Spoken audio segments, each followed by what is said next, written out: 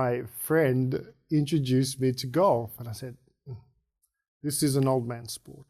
Why do you give me this sport to play? He said, let's go and play. It's not the pressure of competition. It's the enjoyment of interaction. My favorite subject.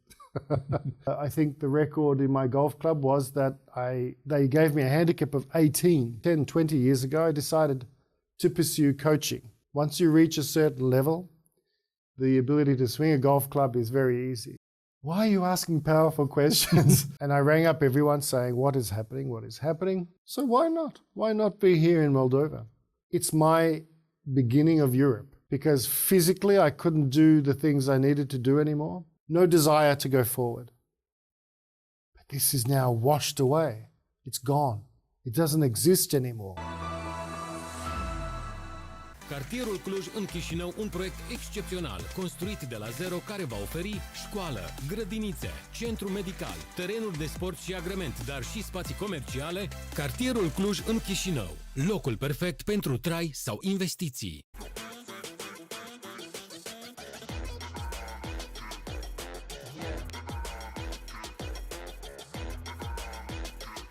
Just do it.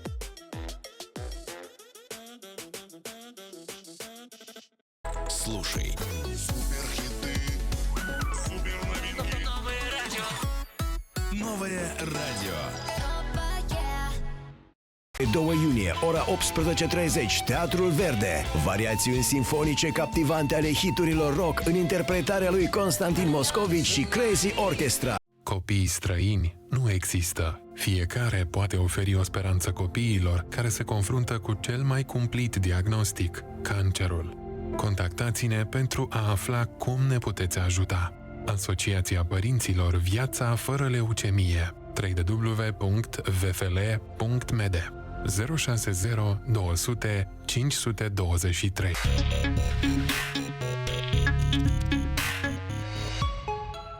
Atenție!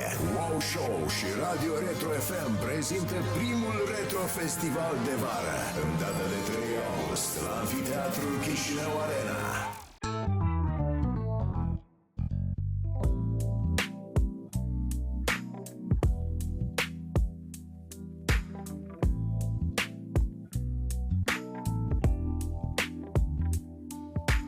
Dear friends, you can see second program Moldova Another View, and I am Sidorenko Pavel. I am an entrepreneur from Moldova, and my guest is Walter Viti.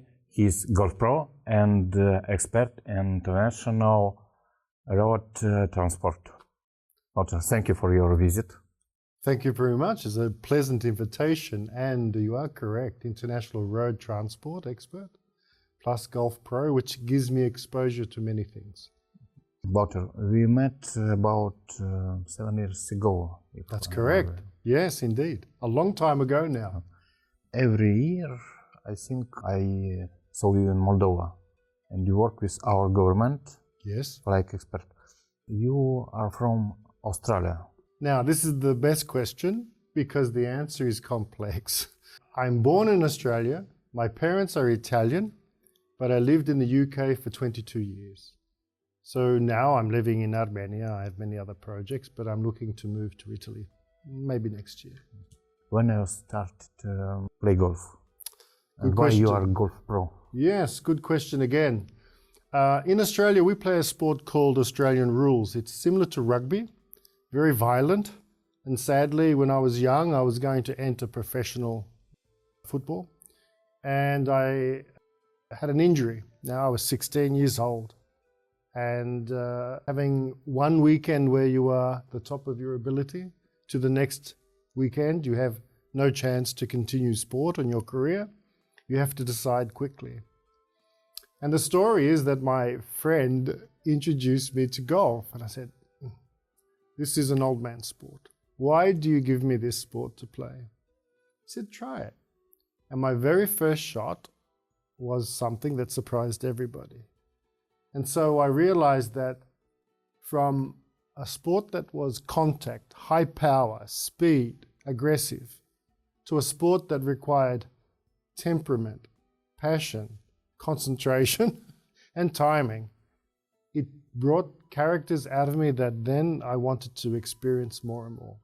So when I was 16, that was a long time ago in 1983. What is the golf in your life now? As I recommend to anybody, it is certainly a lovely walk in green, passive environment with lovely people. Second, it is an expression of yourself, the ability to set an objective of hitting a ball, which is not easy. It's stationary, so you have to move and coordinate all your ability. This is still a passion. They say that it is being bitten by the golf bug. It's like a disease. It's infectious and it becomes part of you. So golf for me now, today, is an activity for my own self, but also to share it with other people. And this is, I'm finding, an enormous pleasure. What do you think about golfers, about culture of golf? Very interesting. The culture of golf has changed from literally an old man's sport, let's say elite, to now something that is reachable and acceptable, and a community activity, from men to ladies to children and also families. This is now what golf is today. What do you think about Moldavian golfers? My favorite subject. Moldovan golfers, as I discovered this weekend actually, just gone, the passion is there.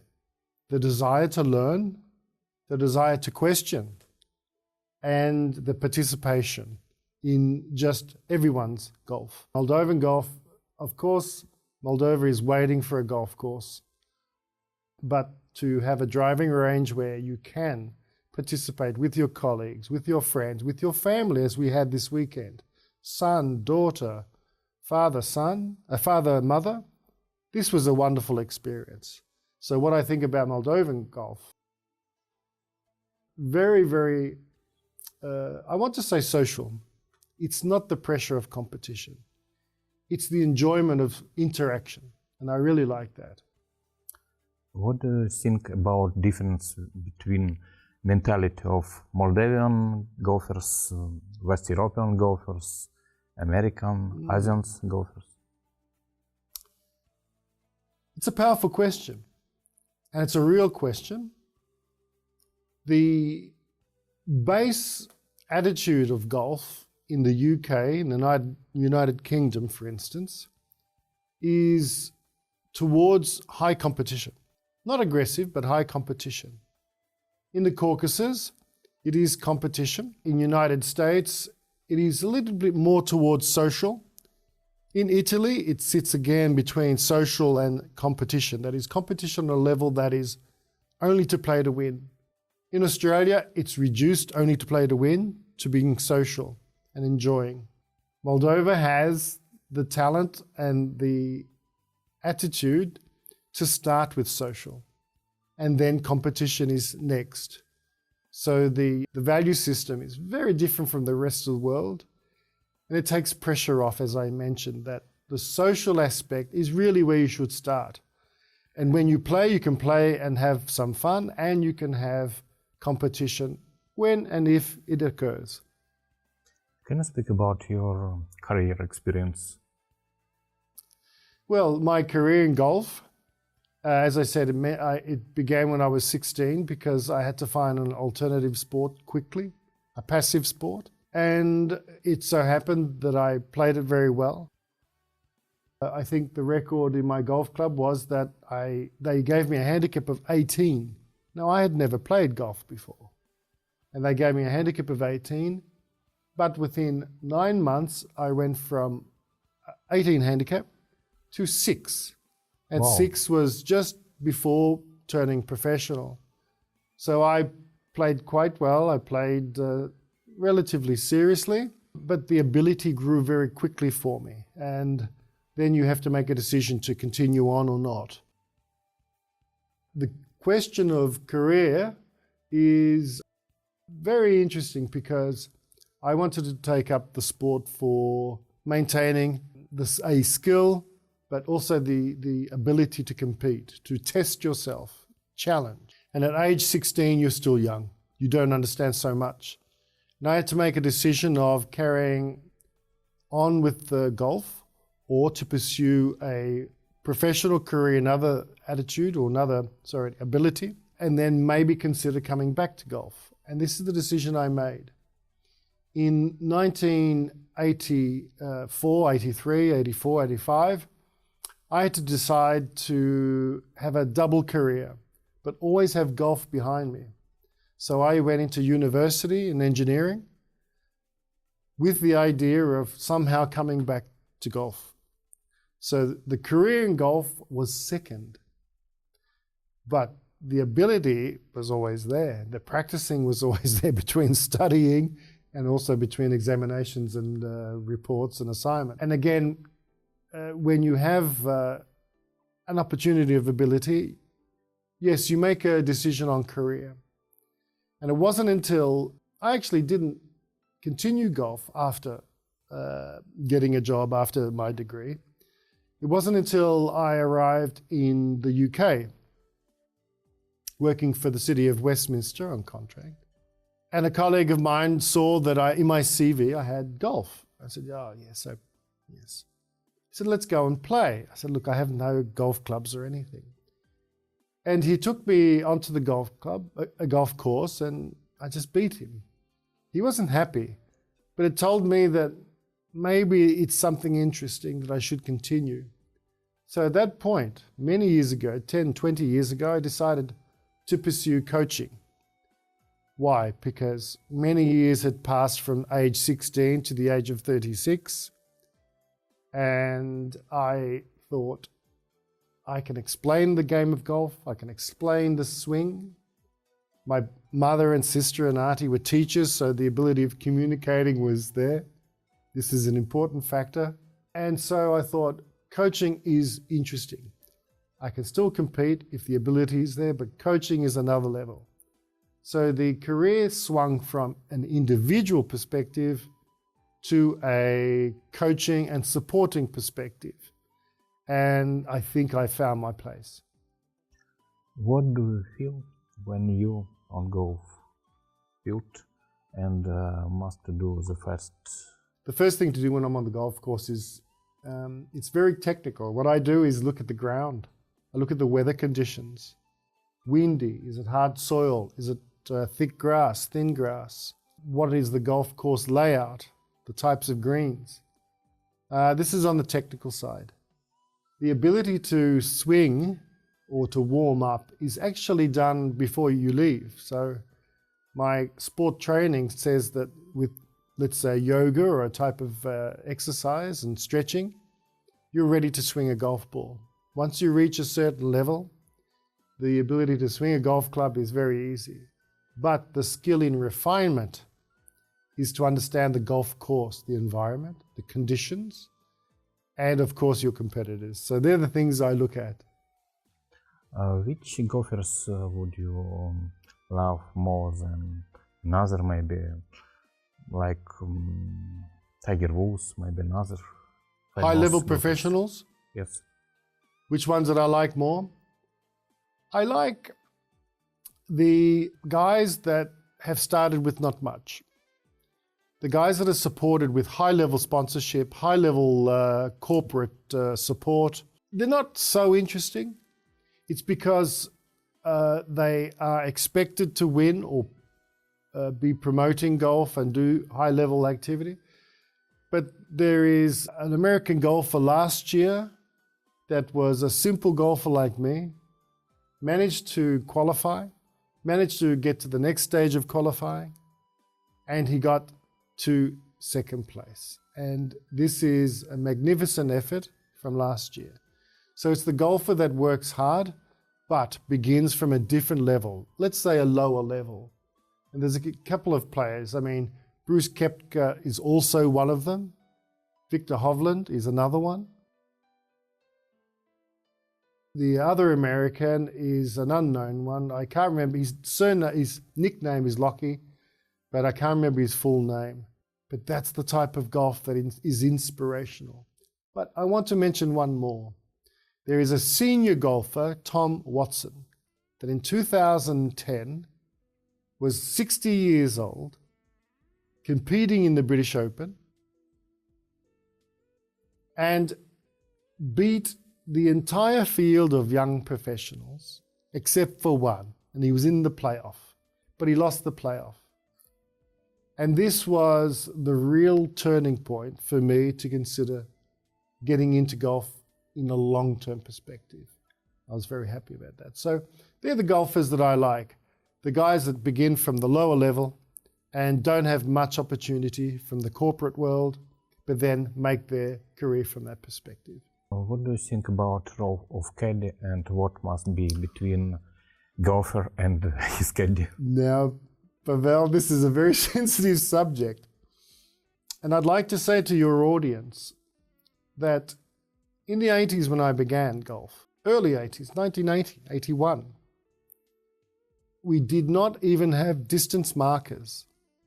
We had to understand the wind, the bounce of the ball, and we had balls that were not consistent, with golf clubs made out of wood. Certainly didn't have any caddies, but we didn't have measuring devices of distances. We had no electronic maps, GPS, to help us.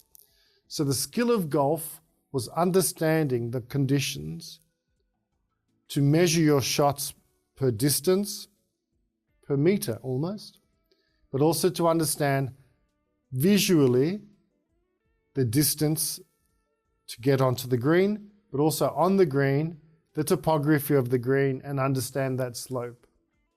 So what do I think? I think that caddies provide this information. They provide advice during the golf rounds. They support. From my perspective, I think the skill of the individual golfer, professional that is not being totally exercised. I think that the individual golfer has to understand the distance. They have to work it out, not have predetermined distance or the caddy assisting them on what club to strike, what distance it is, or even how to read the green. From my perspective, the caddy is to carry the bag and clean the golf balls and the golf clubs. Very strict. Thank you.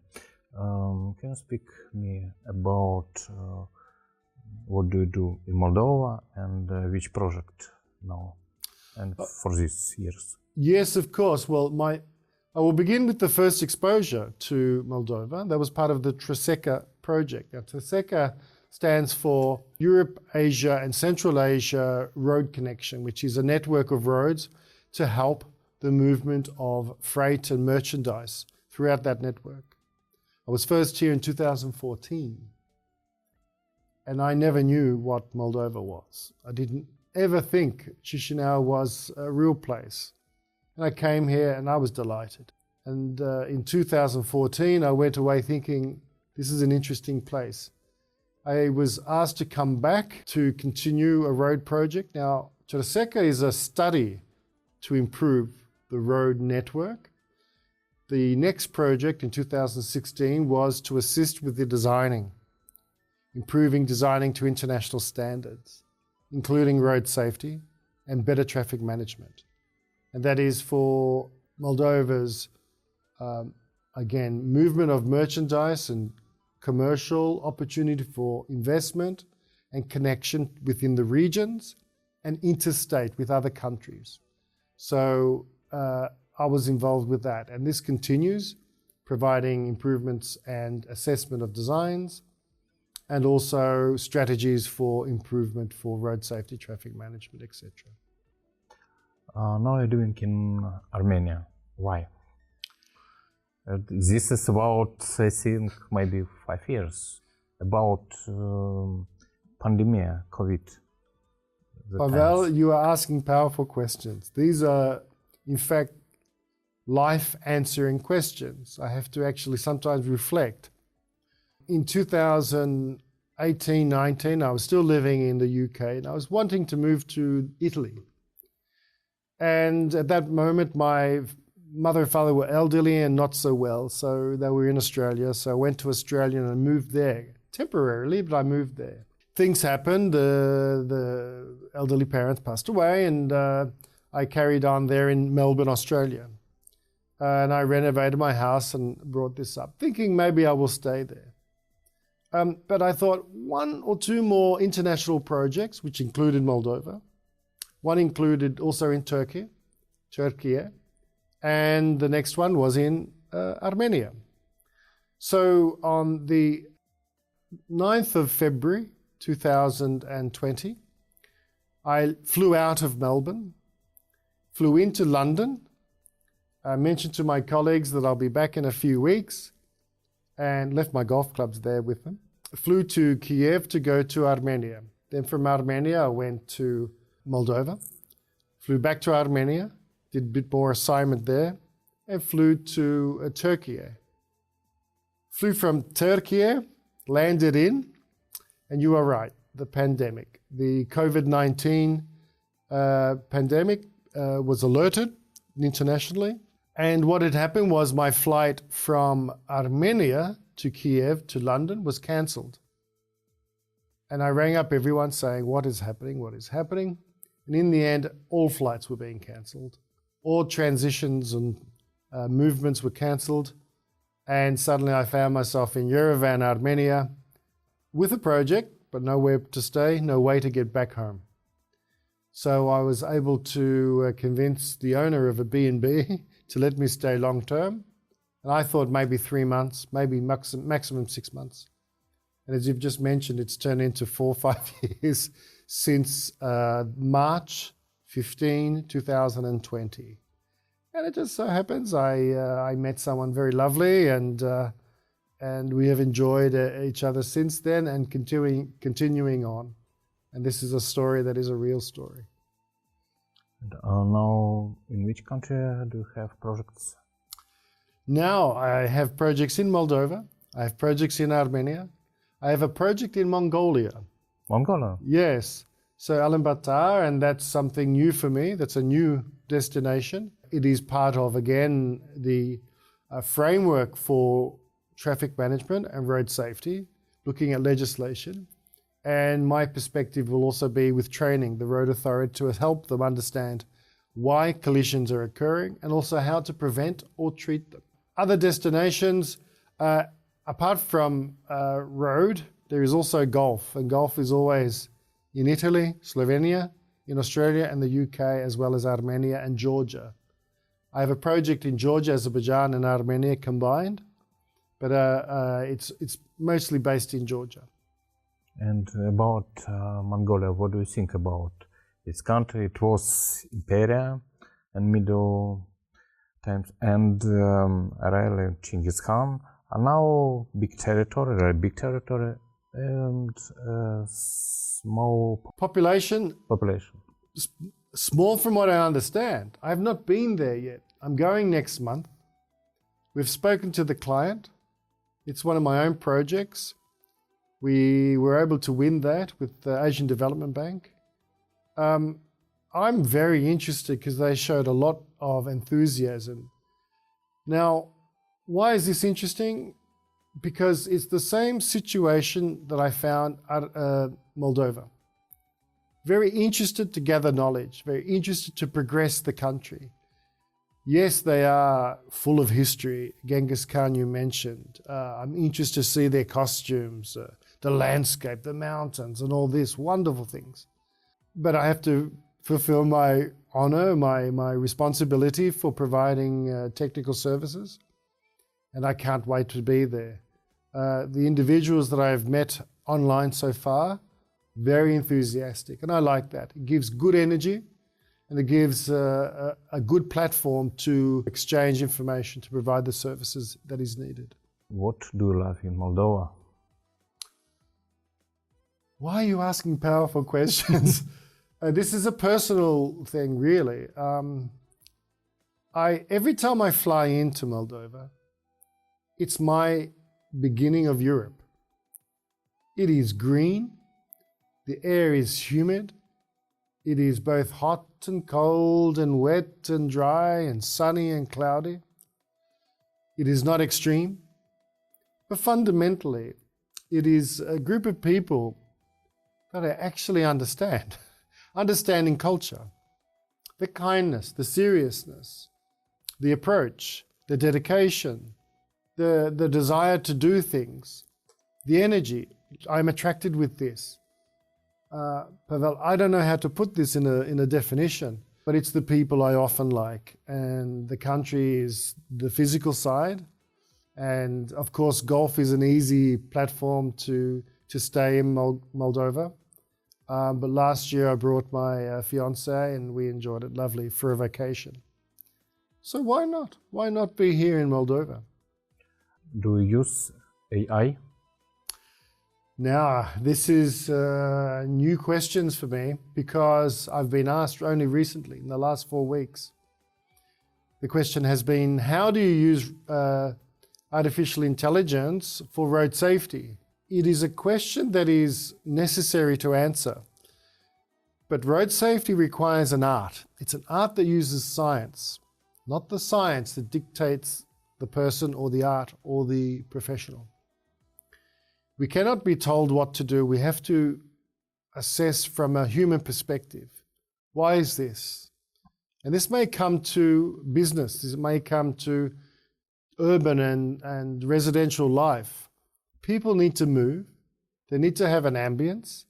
They need to have human factors within their road system and center of urban areas. I don't think AI can do yet. But I think AI has its place. It certainly can produce advice from previous reports and previous gathered information. But the sensitivity of the human touch is step number one. It needs to be directed by a human. Which the biggest challenge did you have in your life? Well, the first challenge was having an injured back that stopped my career. As I said, I had to work very quickly on how to form a career that I couldn't have anymore.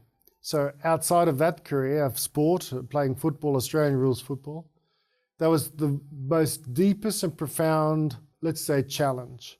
Because physically I couldn't do the things I needed to do anymore. Mentally, I was 16 and enormously balanced and very strong-minded.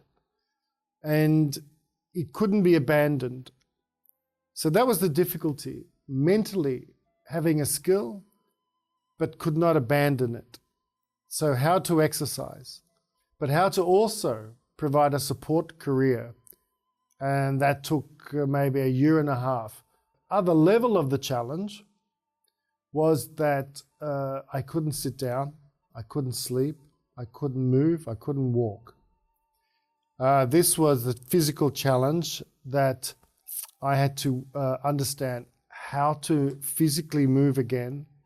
And this required exercises on an hourly to bi-hourly, 3-4 times a day to be able to move and strengthen the muscles again. And it resulted, in fact, not being able to sleep for 2-3 years. So only after 2-3 years I was able to sleep. Hence why I have lost some things, but gained some other things. What would you like to see in Moldova after 10 years? Oh, I had this question. And with your help too. Oh, I had this question, this discussion these last 2 days. It is the individual Moldovan has now a horizon to follow. They see somewhere to go, not just internationally. They have created a value for themselves. If I can turn the clock back to 2014, excuse me for saying, I saw apathy. Now, apathy means really no value, no desire to go forward. But this is now washed away. It's gone. It doesn't exist anymore.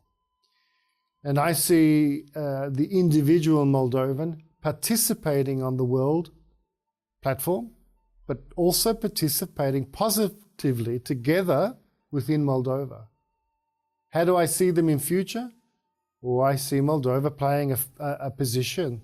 They're physically placed between many countries, And this places an example, places an advantage.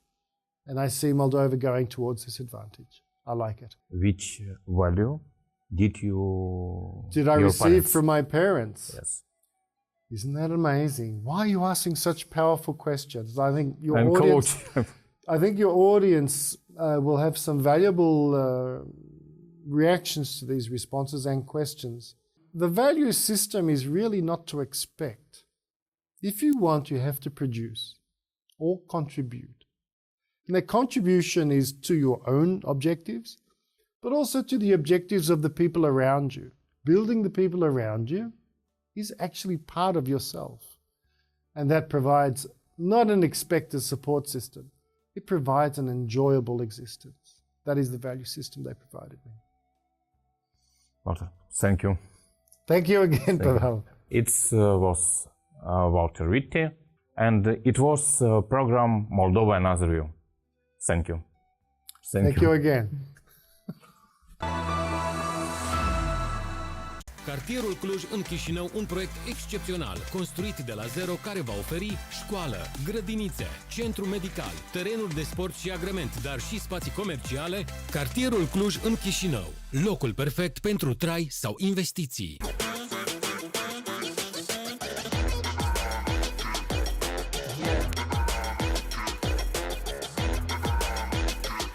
Just do it.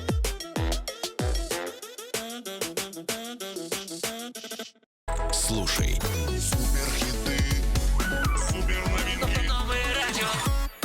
Новое радио. 2 iunie, ora 18:30, Teatrul Verde. Variațiuni simfonice captivante ale hiturilor rock în interpretarea lui Constantin Moscovici și Crazy Orchestra. Copiii străini nu există. Fiecare poate oferi o speranță copiilor care se confruntă cu cel mai cumplit diagnostic, cancerul. Contactați-ne pentru a afla cum ne puteți ajuta. Asociația Părinților Viața fără leucemie. www.vfl.md 060 200 523. Atenție!